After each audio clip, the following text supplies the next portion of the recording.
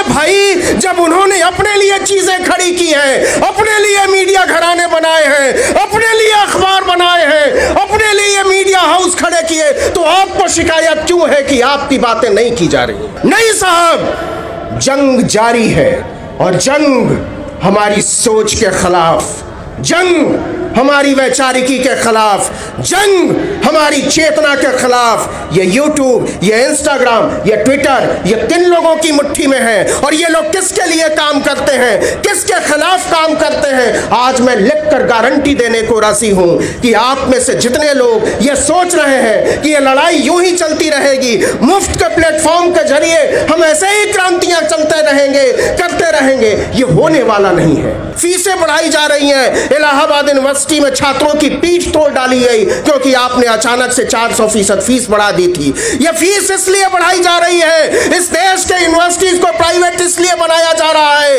इस देश के शिक्षा व्यवस्था को इसलिए बेचा जा रहा है कि हमारी आपकी तरह के गरीब, इस देश का दलित, इस देश का पिछड़ा, इस देश का पसमानदा, इस देश का आदिवासी अगर पढ़ लिख लेगा तो आपसे सवाल करना शुरू कर देगा।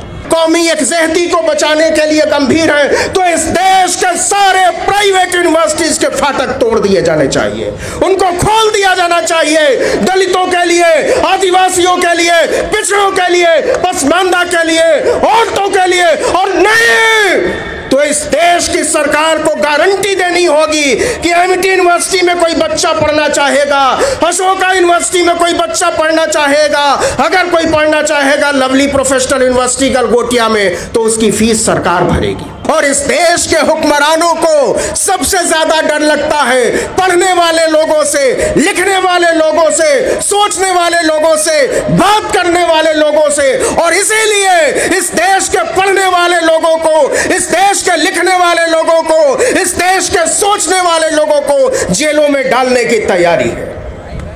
क्या कोई गुंडा लफंगा जेल में डाल रहा है?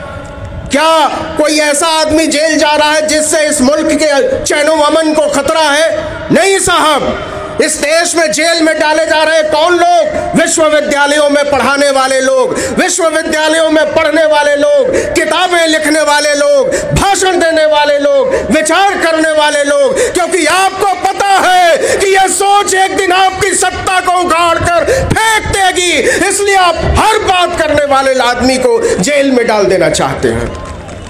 लेकिन अगर आप सोचते हैं कि आप हमारी तरह के लोगों को, इधर बैठे लोगों की तरह के लोगों को, आपकी तरह के लोगों को जेलों में डाल देंगे, जेलों को भर देंगे, तो बातचीत करने वाले लोग खत्म हो जाएंगे, किताबें पढ़ने, लिखने, बोलने, भाषण देने वाले लोग खत्म हो जाएंगे। ये होने वाला नहीं है, ये होने वाला नहीं है। आप उम्र तय कीजिए अपनी सत्ता की, आप उम्र तय करिए अपनी नाफरमानियों की, और आप सोचिए कि आने वाले दिनों में इस देश के छात्र, इस देश के नौजवान, इस देश के शिक्षक, इस देश के किसान, इस देश के अल्पसंख्यक, इस देश का पसमानदा, इस देश की औरतें, इस देश के दबे कुचले लोग जब एक साथ खड़े होंगे तो आपकी हालत क्या होगी?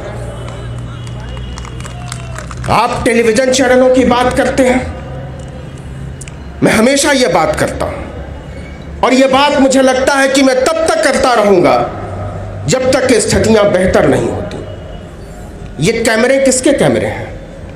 ये लोग कौन लोग हैं? इनको यहां क्यों आना पड़ा है?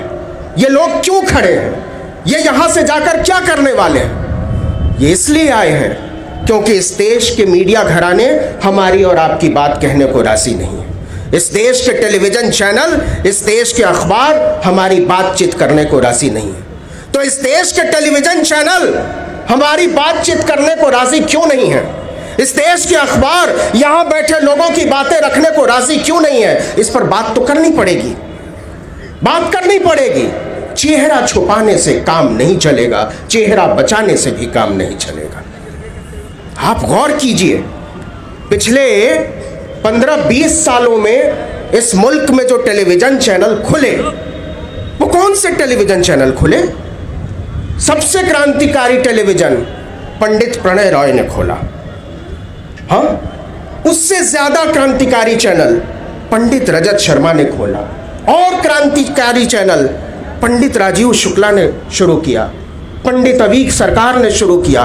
अरे भाई, जब उन्होंने अपने लिए चीजें खड़ी की हैं, अपने लिए मीडिया घराने बनाए हैं, अपने लिए अखबार बनाए हैं, अपने लिए मीडिया हाउस खड़े किए, तो आपको शिकायत क्यों है कि आपकी बातें नहीं की जा रही हैं? आप क्यों शिकायत करते हो? ये वही बात हो गई कि पड़ोसी के घर में खाना पका और आप शिकायत करने पहुंच गए, आप हमको खाना क्यों नहीं खिला रहे हो? खुशबू तो बड़ी अच्छी आती है। ये होशियारी, ये मक्कारी चलने वाली नहीं है। आज आप संविधान बचाने की बात कर रहे हो, जहां तक ये आवाज पहुंचनी चाहिए थी वहां तक ये आवाज पहुंच रही है क्या?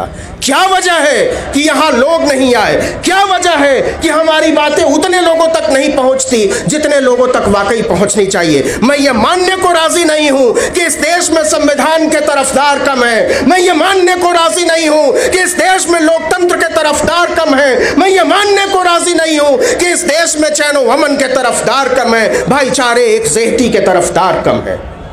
चूकें हुई हैं और चूकें हमारे लोगों से हुई हैं, और वो चूकें इसलिए हुई हैं कि आप अपनी राजनीति में जब आगे बढ़े तो आप भूल गए कि आप करने क्या चले थे। आप भूलते चले गए कि जो चीजें लड़ाई को आगे बढ़ाने के लिए जरूरी थी वो आपने बेच दिया। आपने मीडिया घराने इसलिए नहीं खड़े किए क्योंकि आपको पता था आपको वहां सरेंडर करना है। आपने होशियारी के साथ इस देश में अखबार नहीं खड़े किए, आपने होशियारी के साथ संस्थान नहीं खड़े, आपने होशियारी के साथ इस देश में अपने पत्रकार नहीं बनाए, और बनाए तो उनको चिन्हित नहीं किया। यह सोचने की जरूरत है। आगे अब सोशल मीडिया पर आते हैं कि सोशल मीडिया एक ताकत के तौर पर उभरा, बातें बढ़ने लगी। आपको क्या लगता है यह मॉडल चलने वाला है? फिर से ये बहुत भावुकता की बात होगी कि आप कहें कि हम YouTube के जरिए लाखों लाखों लोगों तक पहुंच रहे हैं, फेसबुक के जरिए, इंस्टाग्राम के जरिए, ट्विटर के जरिए अपनी बातें कर रहे हैं, लेकिन आप में से एक भी आदमी ये गारंटी दे सकता है कि कल को ये बातें चलती रहेंगी?